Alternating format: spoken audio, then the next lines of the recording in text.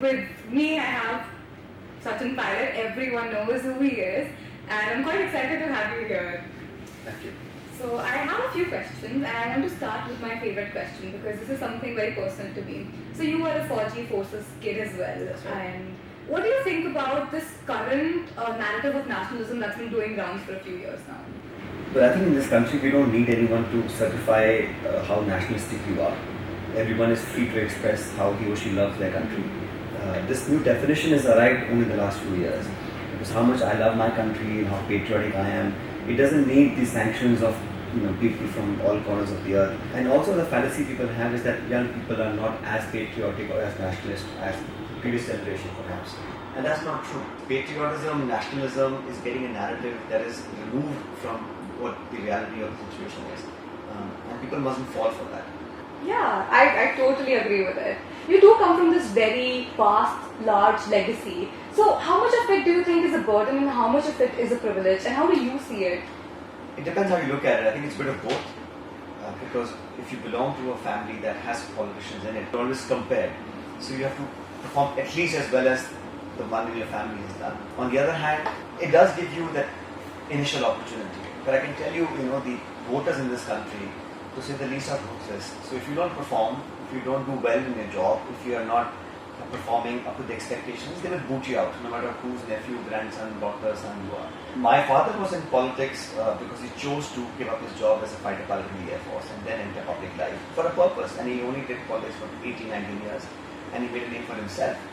So when he passed away, about 4 years after that is when I chose and I decided to join this profession because I felt it was my calling. It's not a burden, it's not a privilege either. I think it's both.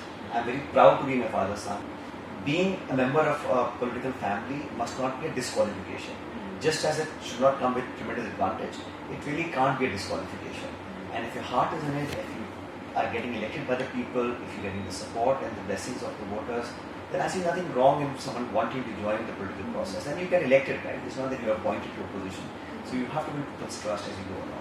So your party leader, Rahul Gandhi, is also a dynast and is considered comparatively weaker to Prime Minister Modi. How do you think that narrative plays into the 2019 elections? There is no vacuum in politics. And it's not about a personality contest. It's about this country, its institutions, its democracy, its well-being, its health, the kind of environment that we see today, the mob lynching, this mob mentality, this questioning of the judiciary, the media gag. All this is creating the sort of insecurities that our country doesn't need. And Mr. Gandhi is not fighting just to have the Congress party back in power. The idea is to save the concept and the semblance of a nation, a republic that we worked so hard to build over the last 70 years. And of course, Mr. Modi has won the mandate. But what has he done since? If you look at the track record, so Mr. Gandhi is getting together with other leaders in the opposition parties to come together to question what is being built today in this country. It's a question of perception. They believe, and I think Mr. Gandhi believes too, that the Congress party is essential in this country, whether we are in government or in opposition. So we're fighting for principles, fighting for what's right. You may like or dislike, you may vote against or in favor, but you can't remove the fact that the Congress party stands on its convictions and principles and has been for the last 100 odd years. You somehow represent a symbol of secularism because you're married to a Kashmiri Muslim woman. And we spoke about mob lynching and we spoke about love jihad. In present day scenario, if you were to be a Muslim man and if your wife was supposed to be a Hindu woman, how would this play out? See, I think identity should define you as an individual, not your color, not your religion, not your ethnicity. And that is the beauty of this country, that everyone has equal rights, equal opportunities, and it's imbibed in our constitution. It's no favor, it's no grant from anyone, it's what our forefathers have made this country. The word secularism has often, I think, been misused. Secularism basically means that there is no favor and there is no bias. Everybody must be seen and must be treated equally with dignity. But these few words have come into our discussions in the last few years. For example, the word mob lynching, I don't think existed 4 years ago. No one ever talked about it because it wasn't really happening. Love jihad, for example, again, a word that I frankly have never heard until a few years ago. Then you have ghar wapsi.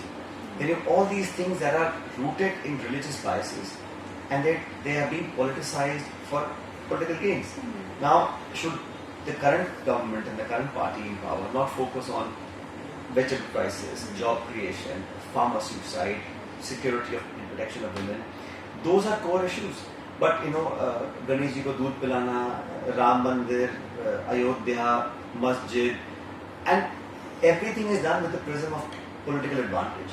So I am of the opinion that this country is what it is because of the diversity that we possess. But we must not take that for granted. It has taken a lot of effort to bring this country into one nation. These biases, this religious aspect of our politics, I don't think is doing justice to what the young people in India want. And I'm completely against all of that. So what is your India for the young people? What is the India you want to create? What is the legacy you want to leave behind? Like I said, I'm 40 years old. I haven't thought about legacy. I just want to do my work that I've been assigned right now. But I do feel that we have to have a vision, a roadmap. I want to have an India. I want to really work towards building a nation where you don't have to prove how Indian you are, how nationalistic you are, who you pray to, what you eat, what you wear. Should not define the opportunities that you may or may not get. I want to see an India where young people don't have to look desperately for jobs and be underemployed.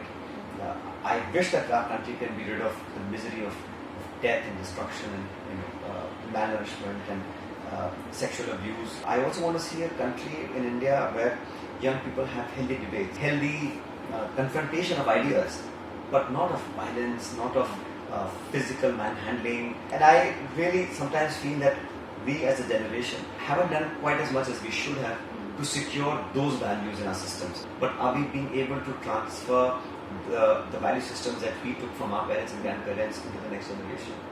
It worries me, but I think worrying is not enough. We need to work proactively to achieve those targets.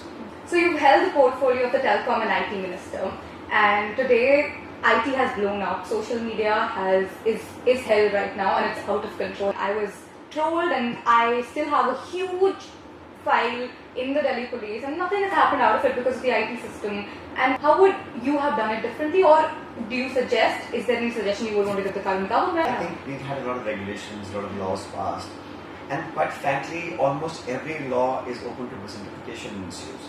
I think the real solution perhaps lies in the etiquettes and the upbringing of young boys and girls from school onwards. There should be a sense of propriety, what is right and wrong. Going to school will not teach you how to respect women. They teach you English, math, geography and science, but that's what families teach you. So I think this upbringing of youngsters, social etiquettes, social media etiquettes, sensitizing people to what is right and what is wrong, and also for women as to what is acceptable and what is not acceptable.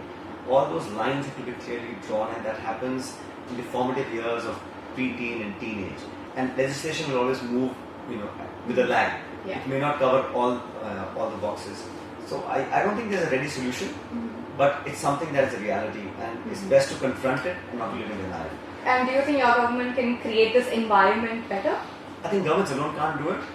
Governments can lead, can create ecosystem for a good environment, to have a social media space that is open, that is democratic, that respects different opinions. But to have targeted trolling, to abuse, attack, threaten people, that's not healthy for any democracy. It's not just the government, it's society. And self-regulation also is almost as important as any other government regulation. I am all about free speech, and I think when you talk about self-regulation, for me, is it self-censorship? And do I want to be censored? It's a simple question. What post you make on your Facebook or whatever social media, if you can share that with your daughter, with your father, and with your best friend, then it's perhaps okay. What people do is they have fake identities, they say all sorts of things. They don't have the courage to say what they really feel in their true name and true identities. Because on a social media platform, you can hide, you can pretend. Because I know a lot of people have double standards. They act in a certain way at home, and then they come onto Facebook, they get very abusive. So you should ask yourself, if my family and my friends and people I love and respect were to see these posts and see my comments, would I be proud of that? Alright, so one last question, because this podcast is about young people and politics. What is that one thing that you would want to tell the youth of the country right now? Two generations, we've had many governments, we had many people in leadership positions, but now what I can see is that the whole landscape is changing. Younger people are not just happy, or should not be happy with symbolism, with tokenism. They must really not talk about tomorrow, but today. Young people must always carry the hope for this entire country. Because any large change, any transformation that has to happen, It can only be done through young people, and they are the agents of change. So you have to have confidence in yourself. You have to be hopeful, and you must learn and respect traditions. You can embrace technology, you can embrace global influences, but the core of your value system in this country are so precious that they must be guarded and then be passed on to generations. Cool. I think we had a lovely conversation. Thank you so much for speaking to us. And this is not where it ends. The book is called The Young and the Restless. We have a whole chapter on Sachin Pilot here, and the conversation moves forward. We talk about a lot of other issues. I'm plugging the book in. I'll wait for the next episode.